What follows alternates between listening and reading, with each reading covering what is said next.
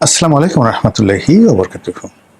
সম্মানিত দর্শক, 2024 সনের জুলাই আন্দোলনের সময়, আন্দোলনের একেবারে শেষ সপ্তাহে চ্যানেল আইয়ের যে একটা অনুষ্ঠান আছে, সেই অনুষ্ঠানে আমি উপস্থিত ছিলাম এবং আমার সঙ্গে সেখানে বহুল আলোচিত, সমালোচিত, বিতর্কিত বিচারপতি শামসুদ্দিন চৌধুরী মানিক উনিও ছিলেন। আর সেই অনুষ্ঠানে একেবারে নবাগত একজন উপস্থাপিকা ছিলেন দীপ্তি চৌধুরী। এখন দীপ্তি চৌধুরী বাংলাদেশে পরিচিত মুখ, এবং সেই দিনের টকশোতে যে ঘটনাগুলো ঘটেছিল সেই ঘটনার প্রেক্ষিতে মোটামুটি সারা বাংলাদেশে দীপ্তি চৌধুরী একজন ভাইরাল সাংবাদিকে পরিণত হন। তার প্রতি ওই সময়টিতে এক ধরনের সহানুভূতি জন্ম নেয়। যেহেতু মেয়ের একেবারে বয়স অল্প, ইউনিভার্সিটিতে পড়েন, এ কারণে কি হলো যে যারা একটু বয়স্ক মানুষ, 40-এর উপরে যাদের বয়স, তারা সবাই স্নেহের দৃষ্টিতে দীপ্তি চৌধুরীকে দেখা শুরু করলেন। এবং শামসুদ্দিন চৌধুরী মানিকের মতো বয়স্ক মানুষ, 70 ঊর্ধ্ব মানুষ, তিনি এরকম তার নাতির বয়সী একজন নারীর প্রতি যে অশালীন আচরণ করেছেন, অশালীন বলতে রূঢ় আচরণ করেছেন, তো সেই বিষয়ের কারণে কি হলো, সমস্ত ক্রোধ বিচারপতি মানিকের উপর গেল এবং সমস্ত সহানুভূতি দীপ্তি চৌধুরীর উপরে চলে এলো। এবং তার প্রেক্ষিতে এখন মিডিয়া জগতে মানে সাংবাদিকতা বা টেলিভিশন উপস্থাপনায় দীপ্তি চৌধুরী এখন একজন আলোচিত নাম। বিশেষ করে তার কান্না, ওই সময়টাতে তার কান্না, যেটা অফ স্ক্রিনে তিনি কেঁদেছিলেন, বিশেষ করে তার আর্তচিৎকার যে আমি রাজাকারের নাতি পুতি নই, আমি মুক্তিযোদ্ধার সন্তান। তো ওই সময়টাতে যেহেতু সারা বাংলাদেশে এটা নিয়ে একটা অবস্থা চলছিল, তো তখন সেই কোনো রকম প্রশ্ন ছাড়াই মানুষ দীপ্তি চৌধুরীর পক্ষে চলে গিয়েছিল। কিন্তু সময়ের বিবর্তনে বাঙালি যা হয়, অস্থিরতা থাকে, কোনো কিছুতে সে একটা প্রেডিক্ট অবস্থায় থাকে না। দীপ্তি চৌধুরীর প্রতিও জনগণের যে সমর্থন, প্রেম, ভালোবাসা, এটি দীর্ঘস্থায়ী হয়নি।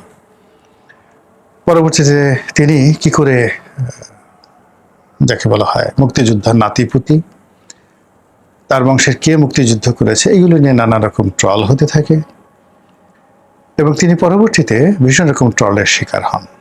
এই গেল এক।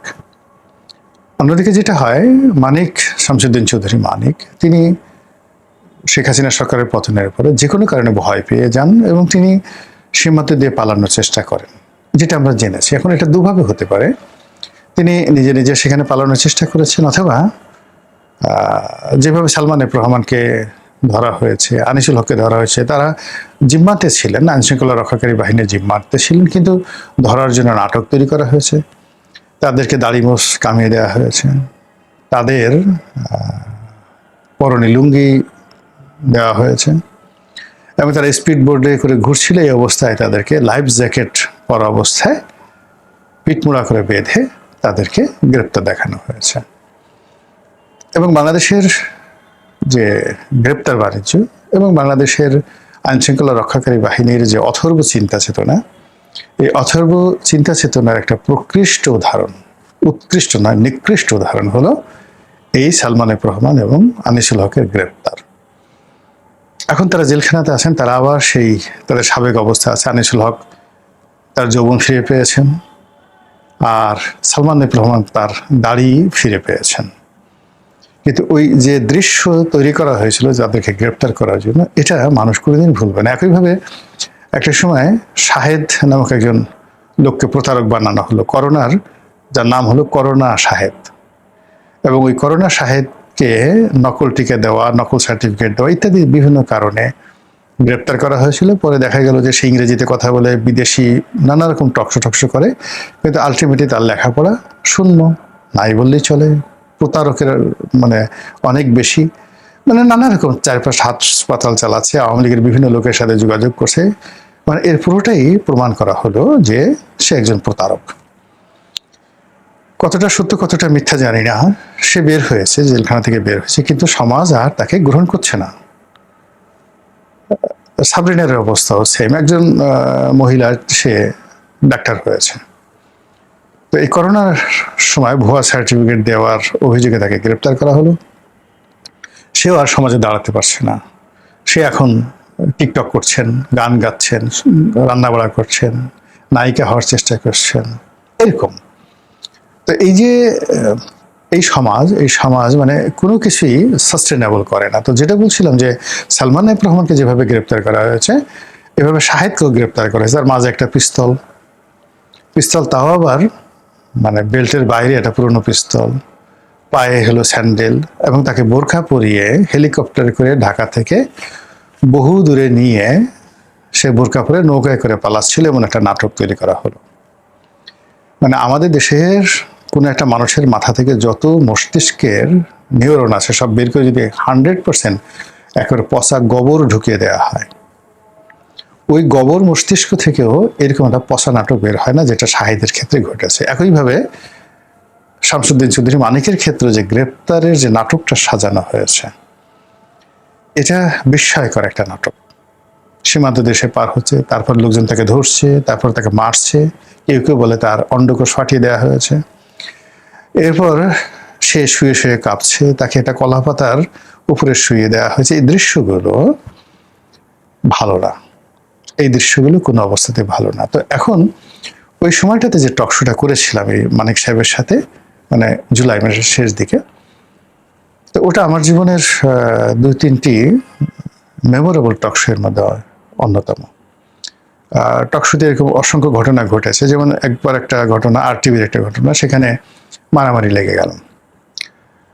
ব্যারিস্টার রফিকুল ইসলাম মিয়া বিএনপির নেতা ছিলেন, তারপরে শাহজাহান খান সাহেব আওয়ামী লীগের মন্ত্রী, এরপরে রাশেদা বেগম হীরা, অন্যান্য আওয়ামী লীগের যারা ছিলেন, বিএনপি যারা ছিলেন, মারামারি শুরু হয়ে গেল। এবং আমি সেই অনুষ্ঠানে উপস্থিত।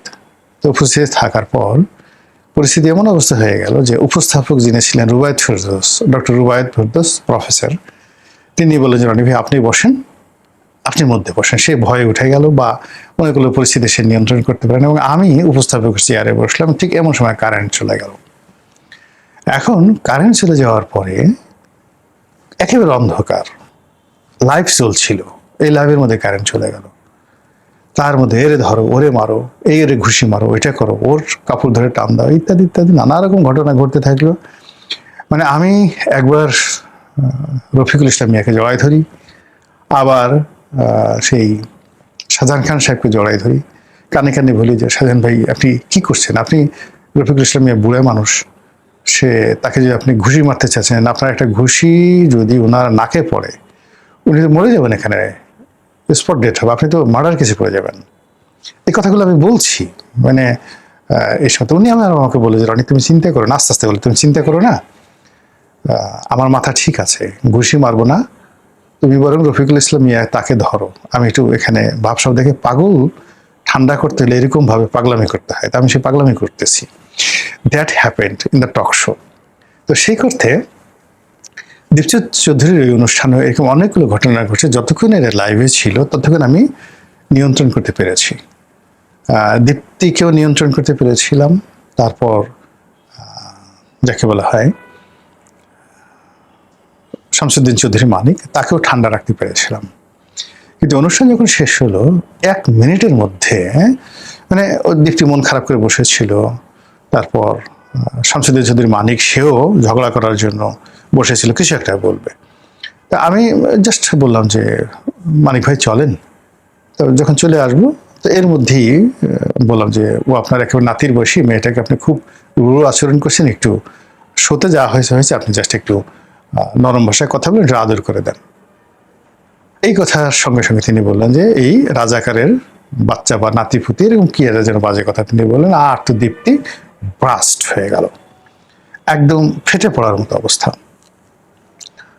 তা আমি ওই অবস্থা থেকে তাকে জড়িয়ে ধরে ওখান থেকে নিয়ে আসার চেষ্টা করলাম। কিন্তু এর মধ্যে যে ঘটনা ঘটলো সেটা হলো ওখানে যারা কলাকুশলী ছিলেন, ক্যামেরাম্যান থেকে শুরু করে সবাই এখন শামসুদ্দিন চৌধুরী মানিককে তারা মারবে, মানে দীপ্তির সাথে যে আচরণ করে হয়েছে ওটা চ্যানেল আয়ের যারা কলা কৌশলী তারা কোনো অবস্থাতেই মানতে পারছে না, তারা তাকে মারবে। এদিকে চ্যানেলের যারা ওখানে বস ছিলেন তারা সবাই বললেন, রনি ভাই আপনি পরিস্থিতি যেভাবে ওনাকে একটু টেনে বাইরে নিয়ে আসেন, যদি একটা ঘটনা ঘটে চ্যানেল আই বন্ধ হয়ে যাবে। এই কারণে তখনও পর্যন্ত সরকার ক্ষমতায়, মানিক সাহেব তখনও খুব পাওয়ারফুল মানুষ, তা তিনি যদি চ্যানেল আইয়ের কলাকুশলী হাতে মার খান তাহলে পুরো চ্যানেল আই ভবন বোমা মেরে উড়িয়ে দেওয়া হবে এবং ছাত্রলীগ এসে কাউকে প্রাণে রাখবে না। এই অবস্থাতে বলতে গেলে তাকে পাজাকুলো করে করে আমি বাইরে নিয়ে আসলাম। এবং সেই দিন যদি আমি এই কাজটি না করতে পারতাম, ওখানে একটা দুর্ঘটনা অবশ্যই ঘটতো। এর কারণ হলো এটা দীপ্তির উপর নির্ভর করে। দীপ্তি আউট অফ যাকে বলা হয় সেন্টিমেন্ট, সে চলে যাচ্ছিল, সে যা ইচ্ছে তাই বলছিল। আর অন্যদিকে যারা কলা কৌশলী তারাও মানে ওনার দিকে তেড়ে আসছিল তাকে মারার জন্য। তো সেখানে আমি মধ্যস্থতায় দাঁড়িয়ে, শামসুদ্দিন চৌধুরী মানিক তার বডিগার্ডও এগিয়ে আসছে এবং মানে এমন অবস্থা সে গুলি করার মতো অবস্থায় পৌঁছে গেছিল বডিগার্ড। তো সেই বডিগার্ডটাকে আমি বললাম তোমার কিছু করার দরকার না, আমি তাকে জোর করে বাইরে এনে তাকে সেই গাড়িতে তুলে দিলাম।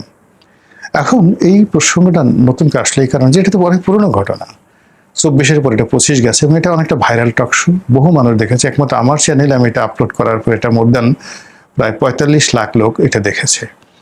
কিন্তু এই গত 2 মাস ধরে, অর্থাৎ জুন মাস থেকে আজকের দিন পর্যন্ত এই টক শোটি আবার ভাইরাল হয়ে যাচ্ছে।